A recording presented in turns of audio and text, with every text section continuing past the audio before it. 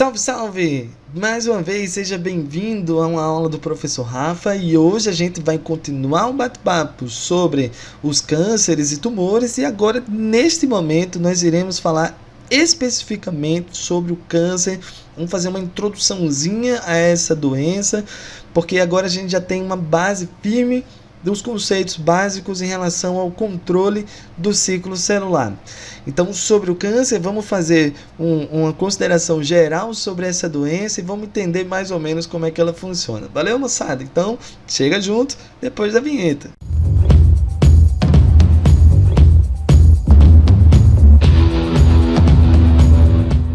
Ok, fofinhos, primeiro de tudo é importante que a gente saiba o que é câncer, né? O câncer ele caracteriza um conjunto de doenças causadas por tumores malignos.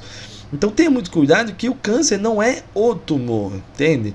O câncer é uma doença que é provocada pela presença desses tumores que apresentam malignidade. E os tumores, Rafa, o que são? Os tumores são conjuntos de células que perderam a capacidade de autorregulagem da sua própria divisão celular.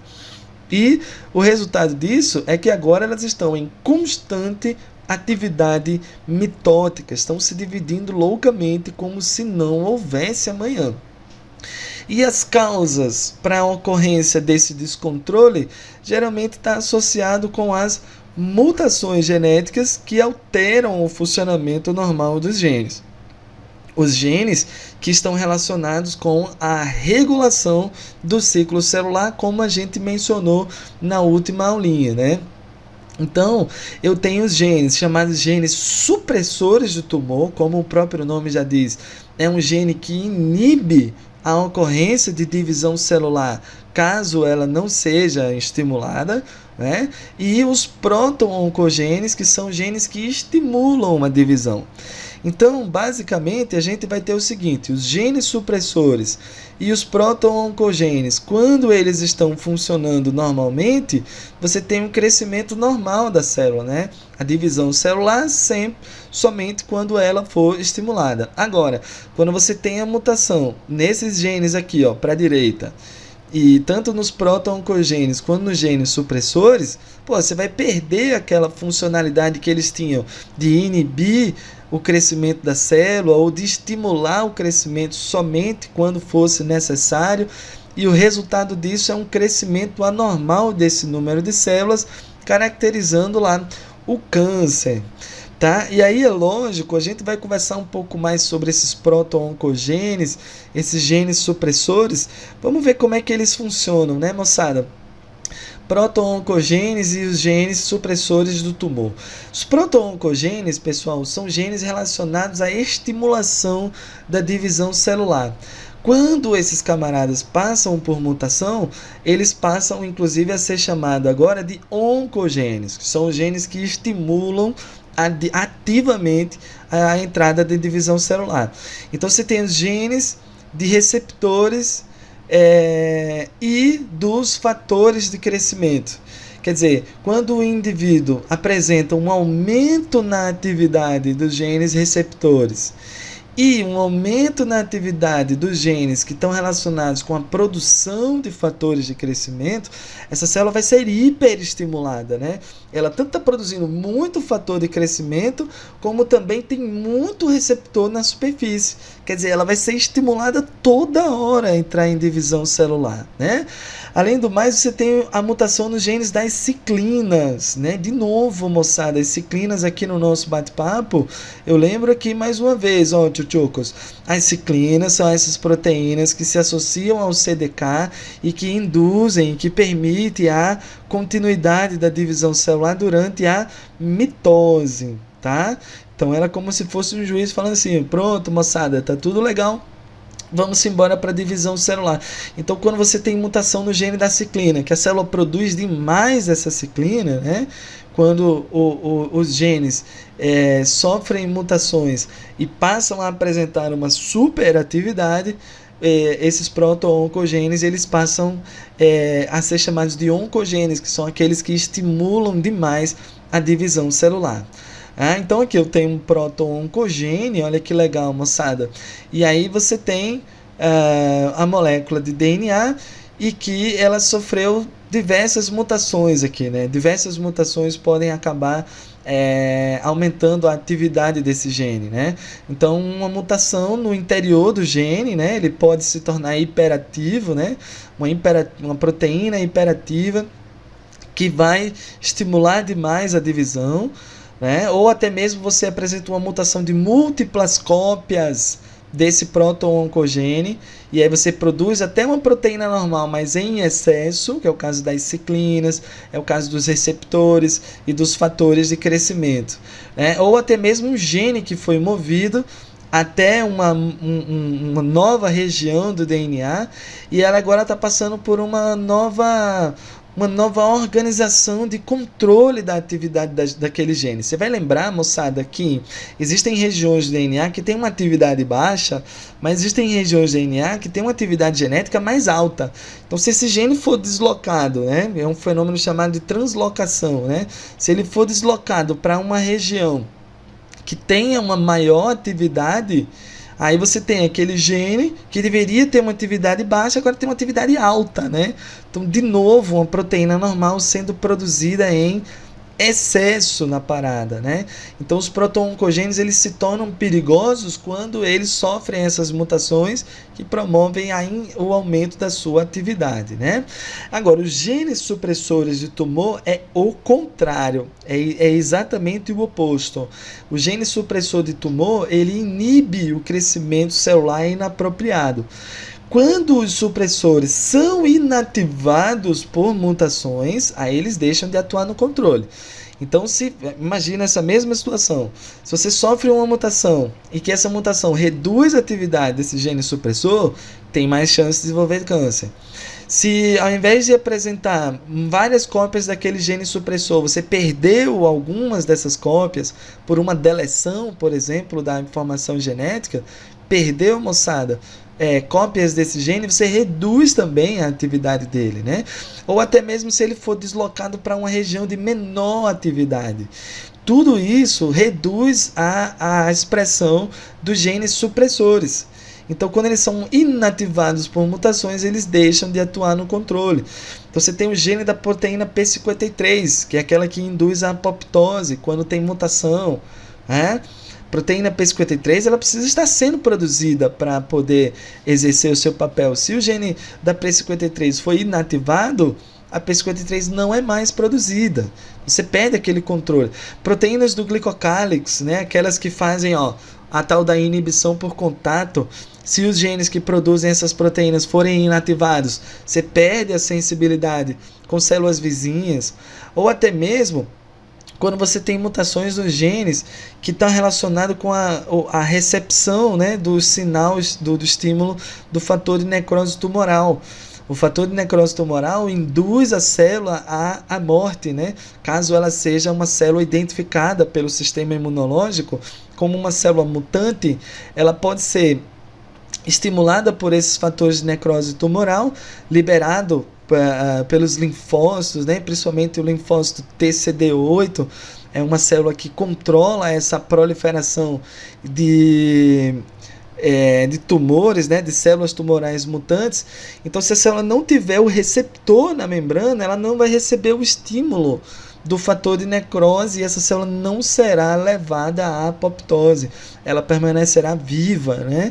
Então veja que os genes supressores, quando você tem a redução da atividade deles, você tem um aumento da chance da proliferação de células tumorais. Legal, moçada? Aí a gente comenta sobre os principais fatores mutagênicos, né, que podem levar a essas mais diversas mutações. Talvez em primeiro lugar aqui, né, o hábito de fumar. O cigarro apresenta coisa de 4.700 substâncias tóxicas e entre elas o alcatrão, que é o mais perigoso por ter propriedades mutagênicas, né? Além disso, a exposição contínua à radiação, quanto maior for a frequência da onda, mais ionizante, mais mutagênica ela é. Tá? Então a gente pega um quadro aqui onde a gente mostra os comprimentos de onda eletromagnética.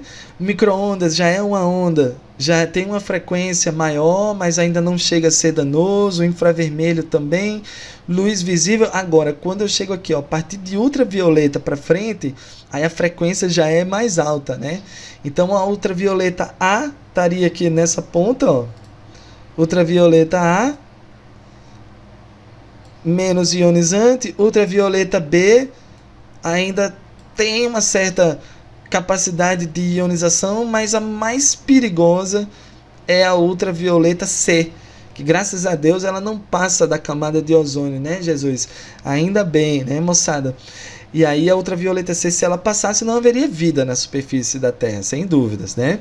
Mas aí você vai aumentando, ó, raio-x, aquele de fazer as radiografias também já é mais ionizante. Aí eu preciso de muita proteção na hora de fazer o raio-x. Raio gama, extremamente ionizante, e os raios cósmicos, né? Então, aqui na Terra a gente lida com esses aqui, ó, ultravioleta, raio-x e raios gama são os mais perigosos, né?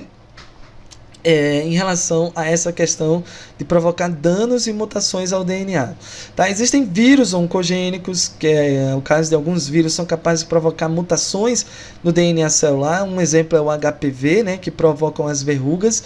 As verrugas são tumores, né, são tumores, porque são proliferação celular desordenada causada pelas mutações que o HPV provoca, né? E por último, lesões repetitivas ao longo da vida. O que acontece, moçada? A lesão repetitiva, ela estimula a divisão celular, porque eu preciso regenerar aquela lesão, né? Quanto mais divisão celular, maior a taxa, né, de duplicação do DNA que aquela célula vai passar. E eu vou lembrar para você que a fase S, marquei aqui, né? A fase S é a fase mais complicada em relação a isso, porque é a fase que você tem replicação de DNA. Quanto mais uma célula faz divisão celular, mais vezes ela fez replicação. E a consequência disso é que quanto mais replicação ela fizer, maior será a chance dela sofrer uma mutação. Então, lesões repetitivas levam a uma alta taxa de duplicação celular, que pode ter como consequência o aumento do risco de mutações genéticas. E por último, fofinhos, para a gente fechar essa primeira análise aqui sobre os cânceres, os tumores e tudo mais, a gente fala um pouco sobre a propriedade das células tumorais, né? Propriedade das células cancerosas, propriedade das células tumorais. Então, a primeira propriedade que a gente menciona é a ausência da inibição por contato, né? Você pega células normais, quando elas entram em divisão celular, que elas entram em contato uma com a outra, vai rolar aquele fenômeno que a gente chamou de inibição por contato, né? A multiplicação celular é interrompida, mas as células mutantes, as células tumorais, elas perdem essa sensibilidade com as células vizinhas, né? Então, mesmo que elas entrem em contato uma com a outra, elas não têm mais aquela inibição, né? Elas perderam a inibição por contato, e isso é um fator que aumenta o risco dessas células se tornarem uma célula tumoral, né? Uma altíssima sensibilidade aos fatores de crescimento. Então, um pouquinho lá de fator de crescimento que a gente produz já é super estimulante para essas células entrarem em divisão. Às vezes você pode ter até mesmo a estimulação autócrina do crescimento, que é a própria célula produzir o fator de crescimento por mutações. Ela não deveria produzir aquele fator, mas sofreu uma mutação e a consequência dessa mutação foi a ativação daquele gene produtor de fatores de crescimento, que deveria estar inativo, né? Então ela própria vai começar a produzir os seus fatores de crescimento, né? A adesão reduzida ao tecido de origem, né? Essa adesão é provocada principalmente pela ausência também, né, das proteínas do glicocálix. Além disso, a produção de uma enzima chamada colagenase e a degradação da matriz extracelular. Quando ela degrada essa matriz, ela abre espaço, né, para o aumento do número de células, ou até mesmo abre espaço para migração para outros tecidos de forma acidental, né? Além disso, você tem a habilidade de angiogênese, essa é a mais complicada de todas.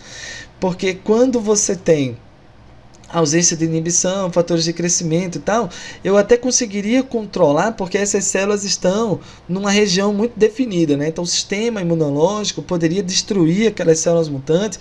A gente já mencionou a participação do linfócito TCD8, né, na produção dos fatores de necrose tumoral. Eu mencionaria também a participação dos linfócitos natural killers, que também reconhecem células mutantes e destroem essas células mutantes. Agora, quando você desenvolve a habilidade de angiogênese, cara, aí é muito complicado, porque as próprias células tumorais, olha que doideira, aqui você tem as células mutantes, as próprias células mutantes vão induzir a formação de vaso sanguíneo, cara, aí isso é muito ruim, porque com o vaso sanguíneo você tem a possibilidade de alimentar essas células tumorais, e isso permite o crescimento louquíssimo. É quase que um crescimento ilimitado dessas células tumorais. E o pior de tudo, essas células tumorais, elas, como têm uma adesão baixa ao tecido, elas podem se desprender, ó, fofinhos, e cair no vaso sanguíneo. Aí lascou, foi tudo, porque ela vai poder parar em qualquer região do corpo e formar vários microtumores espalhados pelo organismo.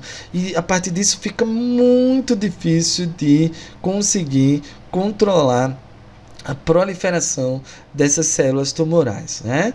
E por último, tchutchucos, quando elas se tornam insensíveis aos fatores apoptóticos, né? Tanto os endógenos, que é a proteína P53, a gente lembra que a proteína P53 induz a apoptose caso haja mutação. É um fator chamado de endógeno, né? Porque ele é produzido pela própria célula, mas também existem os fatores exógenos, que são os receptores dos fatores de necrose, como a gente estava mencionando, né? Os receptores, moçada, dos fatores de necrose tumoral, que seria esse aqui, ó, esse verdinho aqui, ó.